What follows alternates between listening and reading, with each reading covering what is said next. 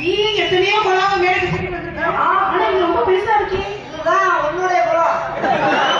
என்னோட குளம்? ஆட்டு விஷயம் எடுத்துக்கொள்ள முட்டை.